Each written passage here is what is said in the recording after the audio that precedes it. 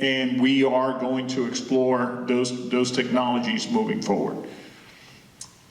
So you want to know how to build the relationship with the community. I can personally speak from District 5.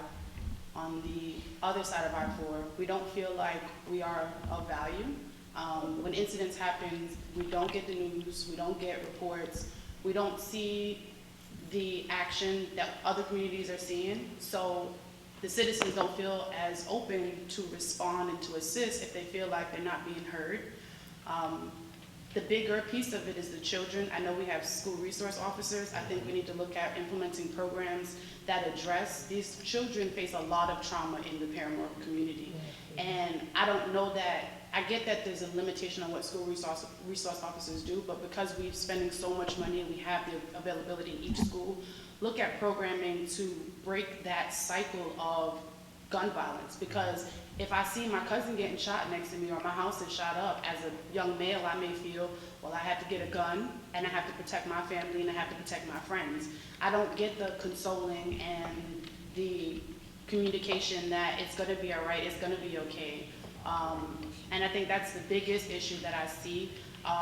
There was an attempted rape at Lake Eola and it was tracked down. It was, there was faces. We don't see in the community, these are the wanted people. Okay, a crime line sign, what is that? I mean, if people actually learn what the crime line, like how much money they could probably make, I think it's the educational piece that we miss. There's a lot of resources and money to be made from crime line. So what does that sign mean? What does that do? I actually got a chance to learn what it is. And I'm like, oh, well, people will make a real living out of it, but educating people, speaking with people, you can, I'm just saying. I haven't used it, but I think that that's the piece that we really miss is a person is, I'm not gonna, if the drug dealer is standing on the corner, I'm not gonna talk to them. I'm sorry, I'm not gonna, officer, I don't know anything about anything. It could have happened in front of me, my footsteps, but I'll be the next target. I think this is a perfect example of outside of the community. Like, we faced the shootings. I mean, there were a massive amount of shootings that did not make the news. I think one of the biggest stigmas is that Parramore isn't even included on some of these things. The shooting that happened at Polk Street, it was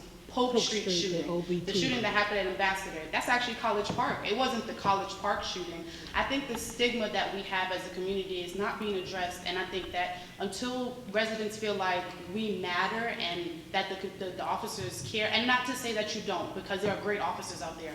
I think I sent in, Andrea, I sent in a ton of questions for her to really think about the department.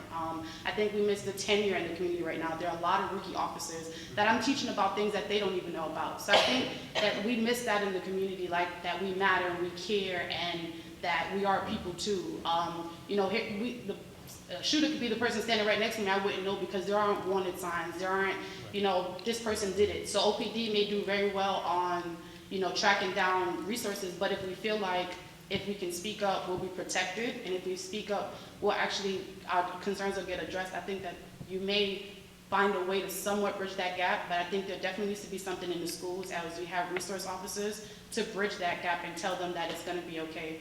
We had table talk a few weeks ago, and the Parramore kids said that they feel safe at school, but outside of that, they don't feel safe. I can honestly tell you that one of the biggest priorities for the Orlando Police Department, for the city of Orlando, and clearly on the investment part, can be shown. Parramore has been at the top of that priority list.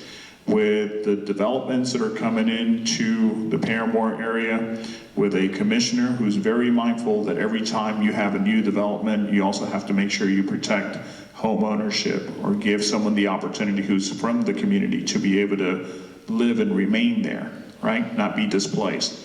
For the investments that are being made on the Parramore Kids Zone alone, the number of other programs that the police department over the years has had, whether it's the Parramore bikes, just recently most of the positions that were requested through a grant were for Parramore. That's where all the investments are going. But we are all responsible for being part of the process. And by that I mean, if a citizen is at the point where they don't feel that it's conducive for them to call in and say, there's negative activity happening in my corner, obviously we need to address that.